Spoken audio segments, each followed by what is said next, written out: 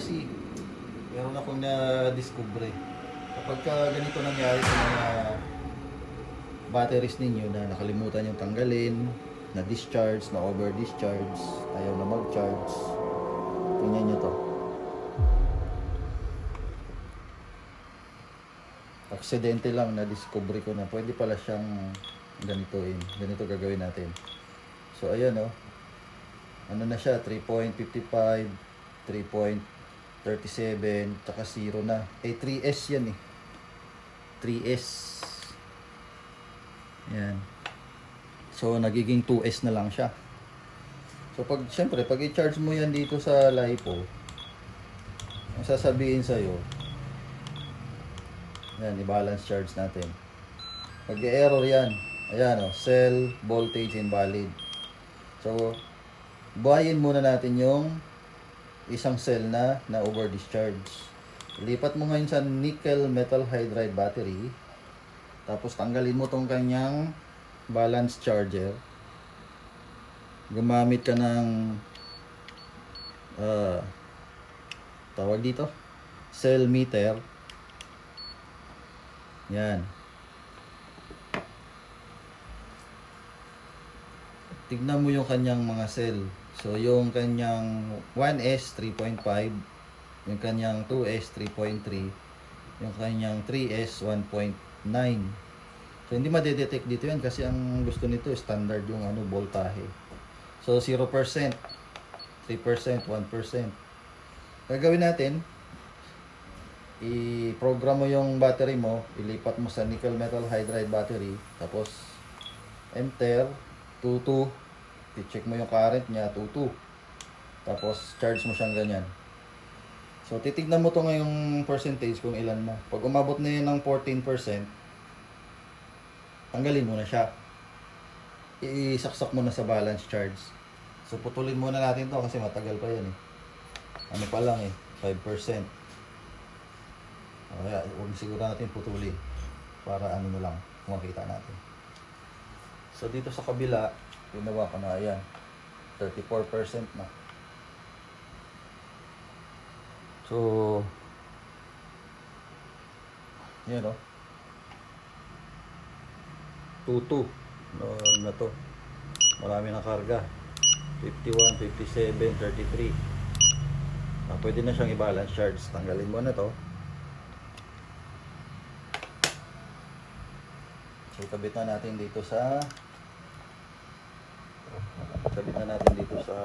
ating balance lead. Ano ba tawag dito? Balance lead. Ayan. Pero, i-off muna natin to. Yung charger. Lilipat na natin sa LiPo na 11.1 volts 3S. Tapos ilagay na natin dito. Tingnan natin kung anong magiging resulta. Pares lang to sila eh. Nakalimutan kong tanggalin sa RC ko. Ayun. Sira. So, sayang naman yung battery. Sige.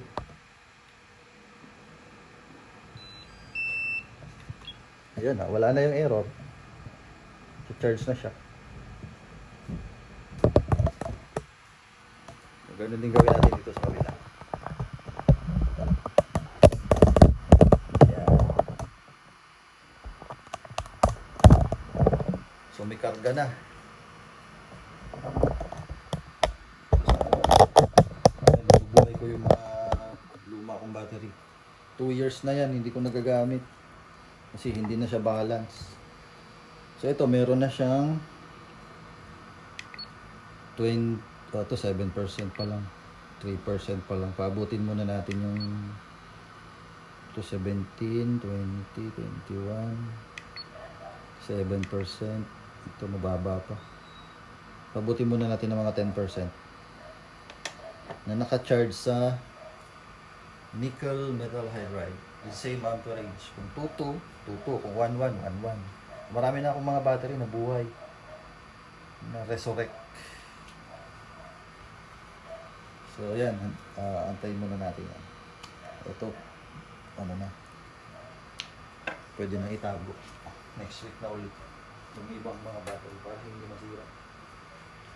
So, ganun lang. Subukan natin to, 9% na. Stop. Stop. Lipat natin siya sa...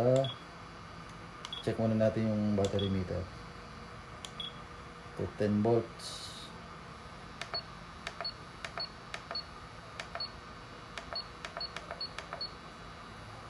So, iba-balance charge na natin. Saksak na natin dito sa kanyang balance charger.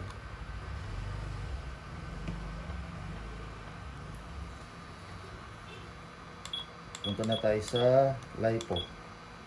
2 to 11.1 volts 3S. LiPo balance charge. Kanina nag-error siya, di ba? Ngayon tingnan natin kung mag-error pa. Yun. Buhay na. Ganun lang pala.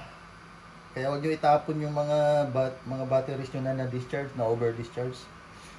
Hanggat may resistance pa, kaya pa ng buhay niya. Hanggat nababasa pa ng cell meter.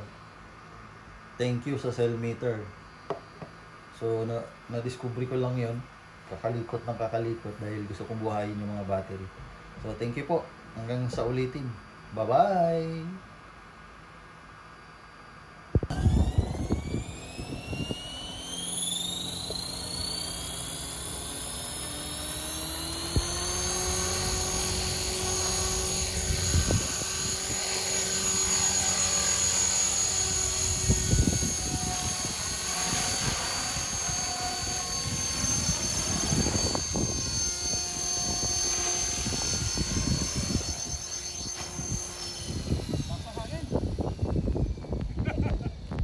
Wow. Wow. Wow. Wow.